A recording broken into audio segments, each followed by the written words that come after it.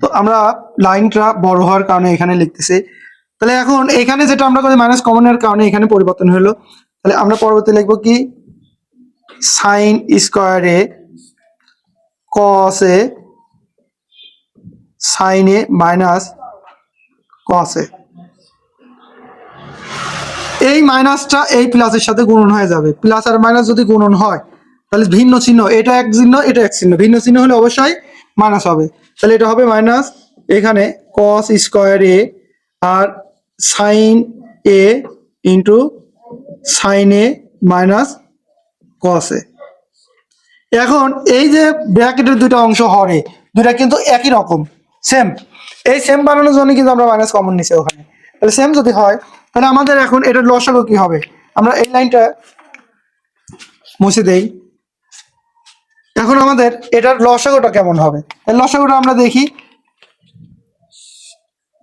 লসাগুটা হবে cos a into এই sign এ। এবার ব্র্যাকেটের দুইটা অংশ সেম জিনিস, সেজন্য একটা নিলেই আমাদের লসাগু কিন্তু হয়ে যাবে, একটা নিচে।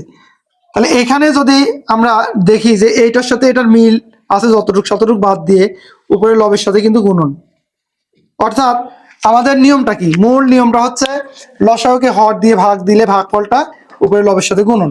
সেক্ষেত্রে আমরা যদি দেখি যে ভাগ যখন আমরা দেব তখন দেখো যে এই কস কস চলে যাবে, ব্র্যাকেটের অংশ চলে যাবে, বাঁচবে কি সাইন। তাহলে এই সাইনটা উপরের অংশের সাথে গুণন মাইনাস কস স্কোয়ারে, এখানে যদি এটা দিয়ে এটা ভাগ দিই সাইন সাইন চলে যাবে, ব্র্যাকেটের অংশ চলে যাবে, কস থেকে যাবে, তাহলে কস এ।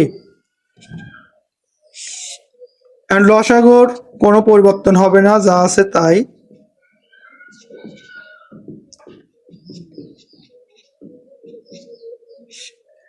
তাহলে এটা হবে সাইন কিউব এ মাইনাস কস কিউব এ।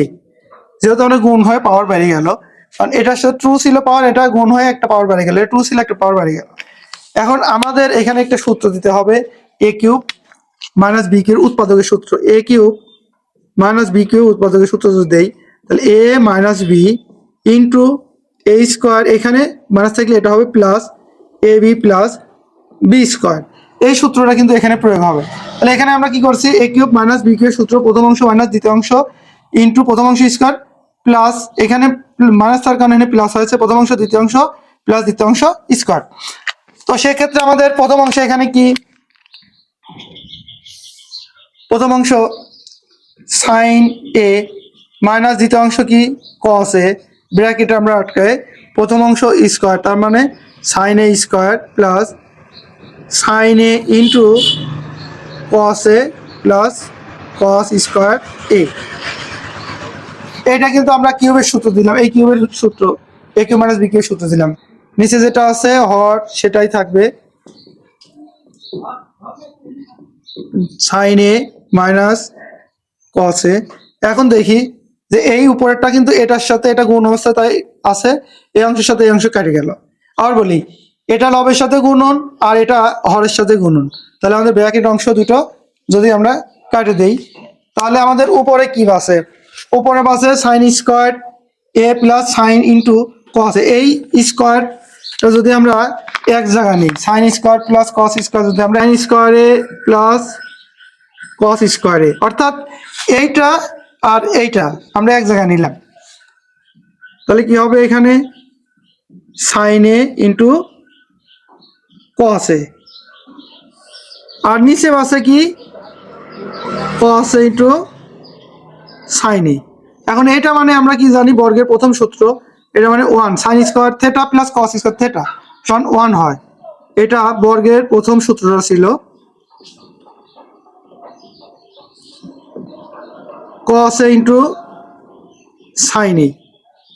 কারণ এটা আমাদের উপরে দুটো অংশ আছে, একটা হচ্ছে ওয়ান আর একটা প্লাসের পরের অংশ, তাহলে প্লাসের আগের অংশ ওয়ান আর প্লাসের পরের অংশ, তাহলে সেক্ষেত্রে আমরা সমহর বানাবো, সমহর বানালে ওয়ান এই হরটা এখানে বসে যাবে। সমহর মানে কি, সমহর মানে আমাদের হরটা লব হিসাবে যা থাকবে তার দুইটার সাথেই থাকবে, তাহলে এটা সাইন এ ইন্টু কস এ, তাহলে এটারও হর হিসাবে কস এ ইন্টু সাইন এ বসবে।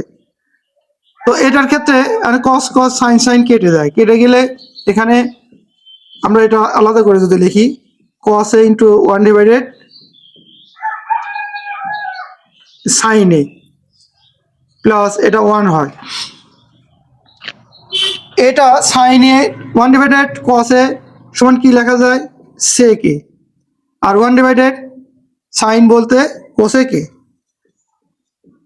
প্লাস 1। এটা কিন্তু রাইট হ্যান্ড সাইড প্রমাণ হয়ে গেল। এই যে রাইট হ্যান্ড সাইডে আমাদের এটা ছিল। তাহলে সুতরাং left hand side right hand side proved. এই অঙ্কটা কিন্তু জেনারেলে অনেকগুলো অঙ্ক আসছে, এই অঙ্কেরই কিছু অংশ কেটে এখান থেকে কিছু অংশ নিয়ে কিন্তু তারা বিভিন্ন সালে দিয়ে দিয়েছে। এইগুলা যদি আমরা করতে যাই অবশ্যই আমাদের মূল অঙ্ক আগে জানতে হবে। তোমরা যারা এই অঙ্ক প্র্যাকটিস করবে মূল বইয়ের অঙ্ক আগে করতে পারবে।